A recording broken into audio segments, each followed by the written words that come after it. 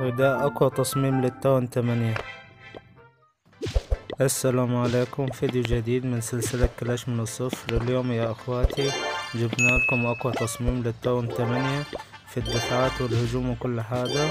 يلا بينا نشوف اخر التطورات في القرية بتاعتنا. احنا الفيديو اللي فات طورناه مع بعض، رفعناه للتاون 8 ونزلنا المباني، وده الفيديو الجديد. هننضف القرية، وهنا بعد ما نضفناها هنروح نجيب التصميم ونعملوه. اللي عاوز التصميم هسيبله الرابط تحت في الوصف في الفيديو. وده شكل التصميم بتاعنا في الدفاعات للتاون 8. قوي في الدفاعات وفي كل حاجة. وكمان جبنا تصميم احنا للترقيات، هنروحوله دلوقتي نشوفوه مع بعضينا.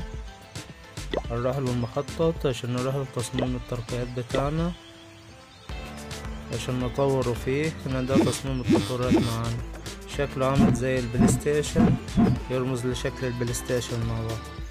وهنا اهو المدافع بتاعتنا هنطوروها مع بعضينا في الفيديوهات الجاية ان شاء الله. واللي محتاج اي تصميم لاي تاون يسيبلي في التعليقات وانا هبعتهوله الرابط بتاعه، هبعتله اقوى تصميمات. احنا معانا 2 بنا شغالين، نزلنا بيهم بقية المباني من المتجر. وهنا اول حاجة احنا بنعملوها في اي تاون اول ما بنرفعه لازم نرفع المخازن، نطور المخازن. وهنا نطور مخزن الذهب ومخزن الاكسير. وهنروح للتصميم بتاعنا ومعنا هجمة، يلا نروح نشوفوها نهجموها مع بعض. دي قرية تاون 7 نهجم عليها عشان فيها موارد. هننزلوا بالبرق، نشيلوا الدفاع الضوئي، شلنا اول دفاع وهنشيله التاني. وهننزلوا بالتنين اللي معانا 8 تنين و8 بالون. هننزلوا بالملك البربري ونفعل الخاصية بتاعته. وده كان الفيديو بتاع النهاردة، والسلام عليكم ورحمة الله وبركاته.